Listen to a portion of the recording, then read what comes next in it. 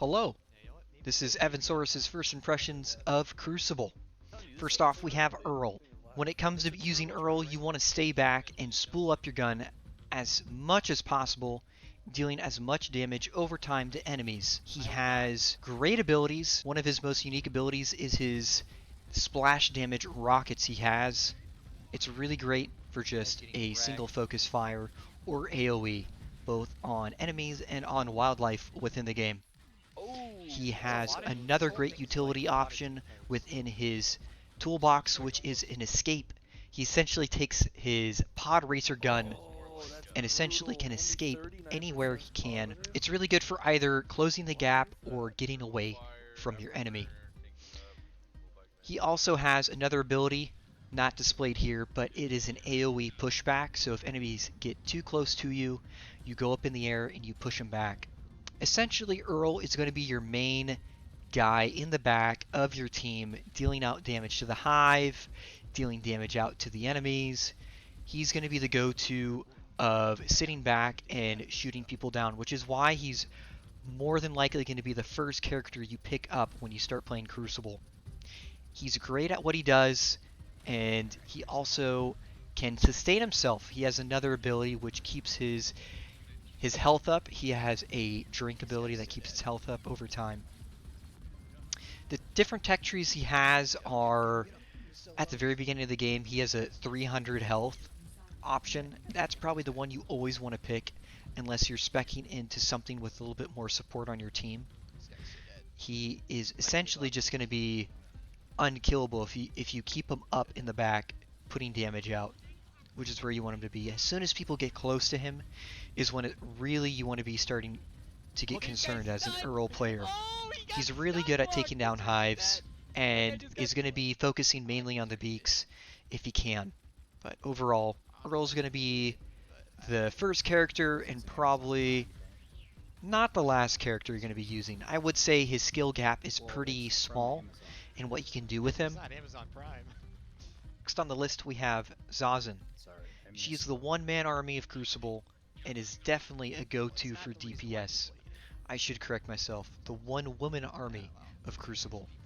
Her special abilities she has is that she has 3 different kinds of weapons at her disposal besides a dash. Her first gun that she can use is the inertia gun. This fires a long-range bullet which can actually slow her opponents. Next, after she's done running out of her inertia gun, she can switch over to either her shotgun or her electro knife. If she were to switch to her shotgun, she initially has 3 shots, which is, as you expect, a shotgun with a large scatter pattern. After that, you have the electro knife. And when you switch to the electro knife, you actually have a cloak, just for a little bit. I believe it's about for a second. And once you have the electro knife and you were to hit somebody, you have the bleed effect, which is a long-lasting damage over time unless the character goes and heals to stop the bleed effect. And then, of course, she has her dash. Now, Sazan is one of the DPS characters and is really focused around using her inertia gun from far away to slow her enemies down, to dash in, to use her shotgun, and then to knife them to run away. That's essentially the combo you want to use. She's good at what she does, and that is to get up close and personal and to shotgun people in the face. Best equipment she has is her shotgun. Her dash is really good at closing the gap and making sure enemies don't get away. You have her inertia gun to slow them down, then the dash, and then the shotgun. And then you have her knife to either escape or to punish, essentially. She has a really good kit, and I highly recommend it. I haven't really gotten used to using and switching between her guns, but there's a lot of different skill trees that you can pick that utilize switching between her different guns, either giving her more health or giving her more damage. She's probably my go-to, I would say, just because I like the utility she has of either shooting far away or getting up close.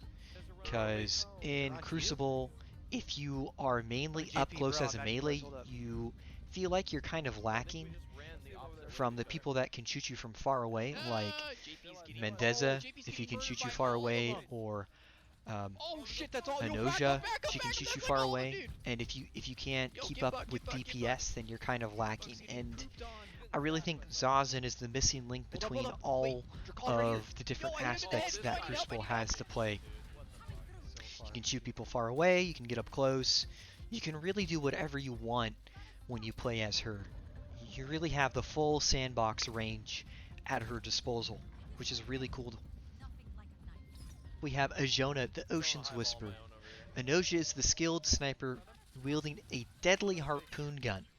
While you need to be steady when it comes to shooting, she has a devastating shot. So whenever you get headshots, you actually do a ton of damage. So she's a very high risk, high reward player to use within Crucible, and is essentially the glass cannon. So she has a hip fire, headshot damage while you are not ADSing. You do a lot of damage on headshots, and they can do a lot of different things by doing a ton of damage, or you could even be blinding the foes you are hitting. You also have aim down sight, which gives you more accuracy, but not as much on your headshot multiplier. And then you have her grapple hook, which is what essentially everybody likes to use her for. She's the Spider-Man of Crucible when she uses her grappling hook. It's pretty freaking sweet.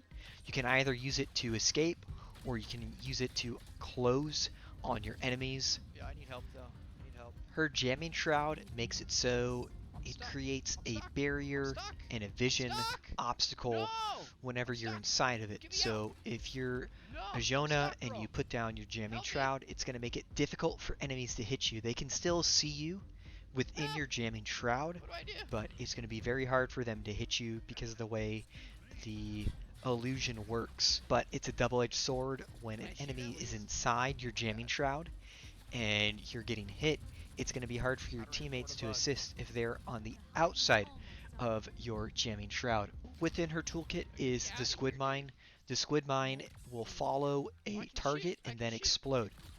Now, an enemy only means a actual player. AI are not affected by squid mines as of the state right now within Crucible. So when a squid mine goes off, it's going to be slowing your enemy as well as damaging them as well. And I don't really use this a lot. I think squid mines are something that aren't really worthwhile to use unless you're in the right situation and you're laying out traps for the enemy. What you want to be doing as her within the team fight is staying back and getting headshots. Alright, well, thank you for sticking around and listening to my first impressions. I think Crucible has a long ways to go with coming as a competitive shooter.